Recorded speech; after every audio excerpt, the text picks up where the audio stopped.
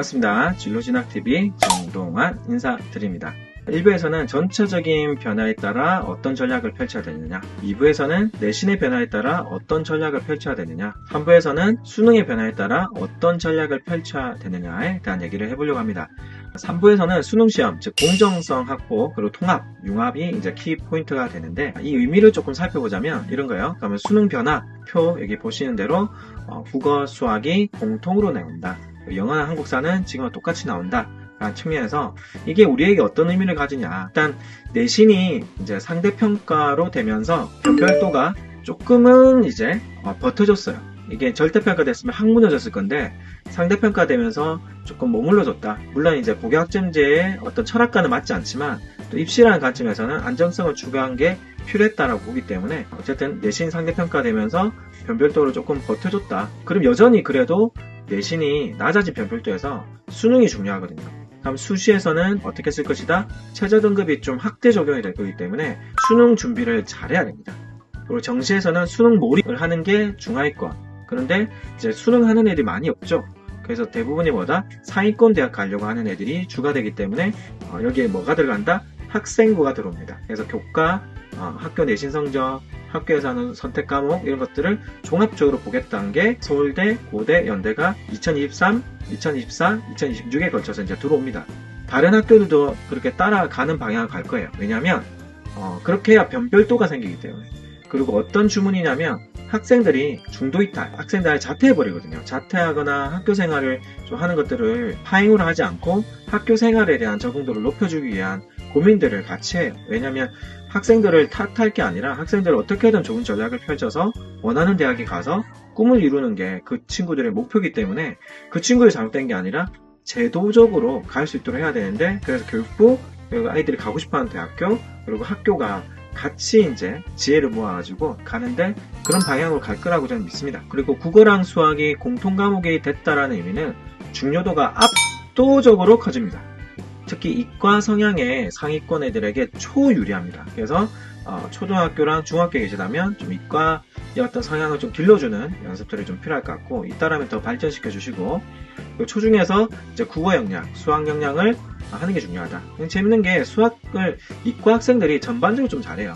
그래서 이과 학생들은 더 이제 보강하시면 되겠고, 혹시 약간 문과 성향인 친구들도 수학에 대한 걸 버리진 않게끔 노력하게끔만 해도 현재 수능에서는 일정 부의 점수를 받게끔 구조화를 하고 있거든요. 그래서 그렇게 하시면 되겠습니다. 수학 범위의 축소로 인해서 변별이 생깁니다. 변별에 대한 필요가 생깁니다. 변별이 안 된다는 거죠. 그래서 어떻게 하겠다? 그래서 이제 5교시에 심화 수학을 절대평가로 선택하게끔 이제 두는 거에 대해서 던졌는데, 이게 이제 좀 조심스러운 게, 이걸 하게 되면 문이과 통합도 다시 원점으로 되고, 또 여러 가지 문제, 사교육이 되는 거 아니냐라는 문제와 함께, 근데 이게 없다면 변별이 안 돼, 변별이. 그래서 대학 같은 경우에는 변별을 해줘야 되는데, 그래서 변별을 위해서 어떤 형식이든 이런 형태가 남을 거다. 그래서 5교시 하는 심화 수학을 통해서 변별이 될 거기 때문에 학생들이 기본적인 수학 역량을 길러주기 위해서 기본 역량에 다시 말씀드리지만, 이게 사교육의 어떤 학장이라는 메시지가 아니라 우리 아이들의 수학적 능력이 커지는 방향성이 돼야 되는데, 이런 부분에 대한 어떤 지혜가 필요하겠습니다. 자, 그리고 그 다음 내용을 여기 보시면 여기 탐구, 그리고 제2외국어 뜹니다. 그래서 사회과학 같은 경우에는 수능에서 이제 영향력이 조금은 감소가 되는 거죠. 감소가 됩니다. 그래서 감소가 되면서 대신에 뭐다? 공부량은 좀 늘어나죠. 공부량은 사회랑 과학을 둘 다 해야 되니까. 근데 이게 대해서 이제 또 의견이 분분하죠. 어느 정도의 뎁스, 깊이를 낼 것인가에 대한 논의들이 많은데, 이 부분에 대해서는 일정 부분 수능이란 게 암기 게임이 아니라 응용력이기 때문에 우리가 했던 통합사회 통합과학에서 일정 부분 일반 선택의 내용들이 접목되어서 갈 거다. 그래서 아이들의 어떤 사고력을 높이고, 지금 하는 모든 정책의 키워드는 학업입니다. 학업 역량. 그래서 성적이죠. 그래서 공부를 좀 잘하는 애를 만들겠다. 머릿속에 들어있어야 창의력이 올라간다 했거든요. 그래서 그런 부분에 초점을 두고 있어서 일단 1학년 때는 내신 연계해서 집중하고, 2, 3학년에 이제 도전 과목을 하면서 내신 도전 과목을 하면서 사회과학에 대한 기본 개념을 같이 만들어가면서, 그다음에 3학년 때는 이제 통합 사회랑 이제 통합과학에 대한 집중적인 공부를 통해서 수능 준비를 하면 되겠다라고 보시면 되겠고, 상위권 대학은 아마 이렇게 볼 거예요. 2, 3학년에 교과 선택에 어떤 진로 선택이라는 도전 과목을 누가 좀 많이 했냐. 그래서 심화 과목에 대한 것들을 통해서 종합 전형에서 본다. 그 상위권 대학은 다시 말씀드립니다. 교과에도 어디? 소류란 면접을 본다. 그리고 정시에도 소류란 면접을 본다. 그래서 이 포인트를 꼭 이해하셔가지고, 상위권을 하기 위해서는 이게 다 연결되는구나. 약간의 비중 차이지, 결국에는 우리 아이들이 내신, 그리고 수능, 그리고 학교 활동, 세 가지구나. 그래서 이제 상위권인 거죠. 중위권 같은 경우에는 학교 활동은 조금 줄이더라도 학업 쪽으로, 그래서 내신 학업이나 수능 학업 쪽으로 집중해라. 하위권 같은 경우에는 진로를 찾으면서 본인이 할 수 있는 실용 과목을 하면서 학교를 좀 즐겁게 의미있게 다녀라 라고 메시지를 읽으시면 되겠습니다.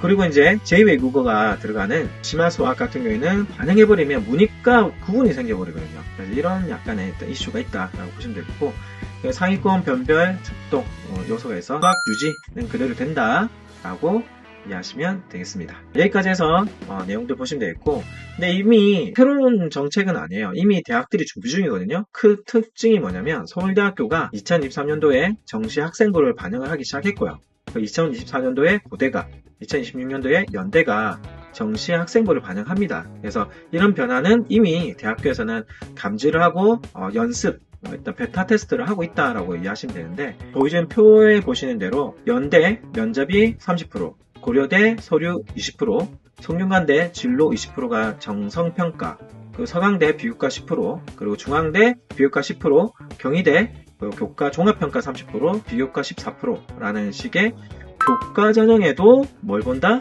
서류를 본다. 그래서 학종이 상위권 대학에는 영향을 미친다라고 이해하시면 될 것 같고, 그래서 이런 부분들 보시고, 그리고 경희대학교 같은 경우에도 종합평가의 30%, 비교과 14%, 이하여대 면접 20%, 동국대 그리고 동국대 서류 30% 정도의 교과 전형에도 뭐가? 학종 요소가 들어갔다 라고 이해하시면 됩니다. 그리고 경북대 부산대 같은 경우에도 서류평가에 20%를 서류평가를 합니다. 교과 전형에. 그래서 어떤 과목을 선택했고 뭘 했는지를 본다라고 이해하셔가지고, 직어국이나 어떤 상위권 대학교가 일선 학교의 중심을 잡아주고 있다라고 이해하시면 되겠습니다. 그래서 뭐가? 학교 활동이라고 하는 정성평가, 즉 열심, 제대로. 그래서 학업 역량, 안 시켜도 좀 더 자기가 하고 싶은 공부를 하는 능력, 그리고 진로 역량, 자기가 잘하고 좋아하는 거를 찾아가는 거. 찾으려 노력했느냐, 그리고 공동체 역량, 얼마만큼 도울 줄 알고 관심 범위가 넓냐라는 것들이 여전히 중요한 요소로 남는다라고 이해하셔서 그 부분들이 좀 빠져있는 것 같아서 이번 영상을 통해서 한번 더 설명을 드립니다. 수능이 좀 더 커지지만 뭐가? 내신의 어떤 활동 부분과 수능의 어떤 변별도가 같이 콜라보가 된다라고 이해하시면 되겠고, 내신의 어떤 전체적인 영향도가 조금 낮아지다 보니까, 그리고 학생부 교과 같은 경우에는 최저 핵심 종합화되고 있다. 심층 면접이랑 그리고 종합 전형에도 최저가 또 들어옵니다. 그래서 교과 역량을 볼 거기 때문에 내신에 대한 신뢰가 낮아질 거라서 종합 전형에도 최저가 또 들어올 거예요. 그리고 수능에도 이제 학생부가 연계된다. 상위권 보시면 될 것 같고, 수능과 내신의 변화가 여러 가지 영향을 미칩니다. 다시 한번 영상들 돌려보시면서 이 내용들 파악하셔가지고 우리 애들이 중학생 때, 초등학교 때 어떤 준비를 해야 되는지 미리 약간 영재원, 특목자 사고 준비를 좀 더 하시면서 국어에 대한 읽기, 쓰기, 말하기 능력들을 좀 배양하시고 수학에 대해서 포기하지 않게끔 하는 것, 영어에 대해서도 기회이기 때문에 하는 것들, 즉 전반적인 거죠. 그래서 자기주도 학습 능력이 참 중요한데, 그래서 학원과 학교와 가정 이 세 그룹의 어떤 콜라보가 정말 절실히 요구되는 상황인 것 같습니다. 또 연구하는 것들 계속 나누면서 잘 지원하도록 하겠습니다. 도움이 되셨으면 좋아요, 구독해 주시고 여러 곳에 좀 알려주셔가지고 같이 연구가 이어졌으면 좋겠습니다. 이상입니다. 수고하셨습니다.